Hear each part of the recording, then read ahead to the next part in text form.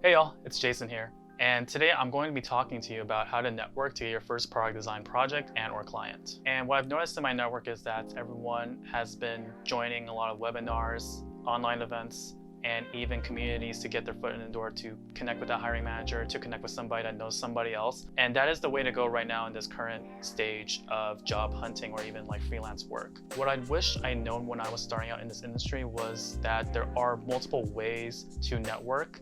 And today I'm going to be showing you from my own experience of how I was able to network to get my first projects and my clients. As common as you hear this phrase, it actually does work. I don't have a job, but what I do have are very particular sets of UX design skills. Well, yeah, I have a friend that actually knows another friend whose daughter is a CEO of a big tech startup, and they're looking for somebody. I can put you in touch if you need. That would be very amazing. So word of mouth is something that's always evolving, whether it be in person or remotely. And all you have to do is just be open-minded to talking to somebody and getting to know that other person. One of my first projects that I did was through word of mouth. I was at a photo meetup, a group of photographers and I went out to dinner, and I met somebody that was in the same group as me, and he had his own e-commerce business. And I told him that I do UX and product design, and he said, "What was that?" And I explained the whole process to him, and then he asked me, "Hey, could you take a look at my website? I'd like some consulting feedback." And that project evolved from there as my first UX project. If you're trying to find your first project, the most tempting scenario that you'll probably take is, I'm gonna take that project.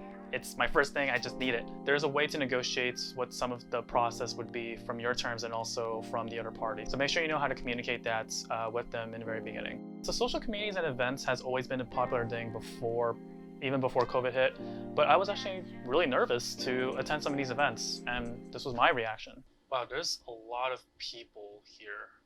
As I grew to appreciate these communities and events on Slack, Discord, and even Facebook as well, I realized that this was a space for me to ask about any design questions, ask for design help. In these communities, there might be hiring managers, there might be designers that are looking for a new addition to their team. And if you end up discovering who they are, show some intent that you're genuinely curious about their role and what they do. And some of the groups that I've actually felt the community aspect when I started this industry was through Design X, Design Buddies, Product Design Life, Black UX Labs, Designers Guild, and there's so many more which I'll definitely list in a video here for you all to join. So that's where I found digital communities to be insightful, and it could lead to somewhere where you least expect it. So how I got my first design role at American Express. I was attending a workshop and there was a person that asked a really relevant question that I was dealing with in my last client project. And at the end of the workshop, I reached out to her and introduced myself, and we both shared some of our tactics and solutions of how we handle that problem. At the end of it, I asked her, "Hey, I'm actually new to New York City.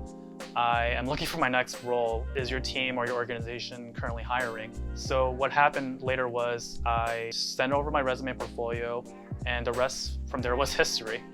So with everything that's happening online right now, how do you get yourself out there? Just get to know him as a human being, and you never know where that relationship can build from there. So LinkedIn is such a powerful tool, and this is how I actually got my second client. Oh, hey. All right, awesome. When someone reaches out to you, they're really interested of what the work you do and some of the projects you've done. And plus, if there's a way to search your name, that's why some recruiters are reaching out to you to see if you'd be interested in working for their organization, or even a CEO reaching out to you to see if you're interested in working on their project. On LinkedIn, you can also reach out to hiring managers and recruiters on your own terms. Now, I don't have a specific common template I've used in the past that landed me roles or even projects, but I genuinely try to speak from my own voice. And this is how I usually reach out to hiring managers or recruiters in two specific ways. Hi, my name is Jason Chang, and I'm a product designer based in New York City, and I'm interested in learning more about this current position that you have that's open, and I'd love to learn more about you. Would you have some time out of your day, 15 minutes, to hop onto a virtual coffee chat when you're available? And usually I get a response or I don't, and that's totally fine. If they don't respond to you, then you can technically move on to the next person that you can have that conversation with. And this is the second version, depending on certain cases. And I call this the 3-point method. So the 3-point method goes like this. Hi, I'm Jason Chang. I'm a product designer based in New York City. And I know your time is really valuable and short, but I like to narrow down 3 specific points.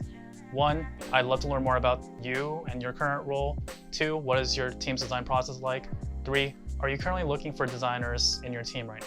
And thanks. It's a different way to reach out to somebody. I usually bring up the 3-point methods when I want to spin something up. Most of my process, I like to spin up between a generic, genuine post or even just a 3-point method. But both of them can work in any setting when you reach out to somebody that's a hiring manager or a recruiter or even somebody else on LinkedIn. What my biggest takeaway for this specific tip, you never know what will happen if you decide to reach out.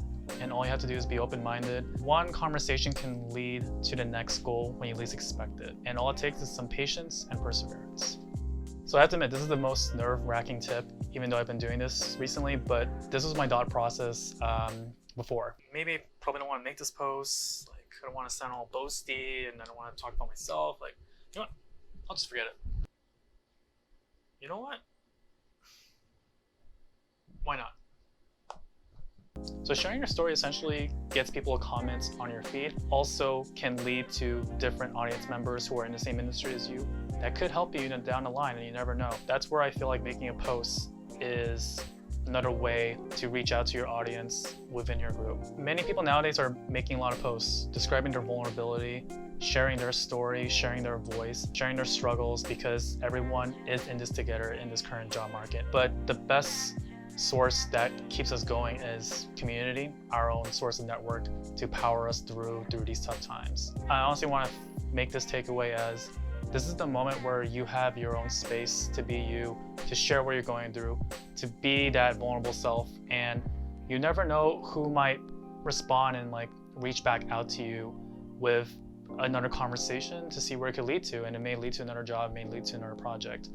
And that's the best moment for you to just make that post. It doesn't hurt, you're not losing anything, you're gaining something. If you're nervous about what other companies, what other people that you used to work with in the past might think of you, they knew you then, but they don't know you now.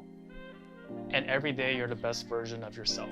So a quick recap of my own personal tips to help you land that first project or job. 1, word of mouth. 2, social communities and events. 3, LinkedIn message reach outs. And 4, make a post.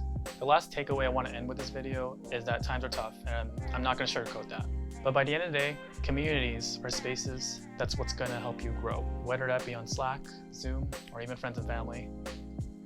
Just remember that you are where you are today because of communities. Hopefully this was helpful for all of you. If you like my content, please subscribe to my channel. I'm more than happy to make these type of videos, and I'll catch you soon. Stay safe.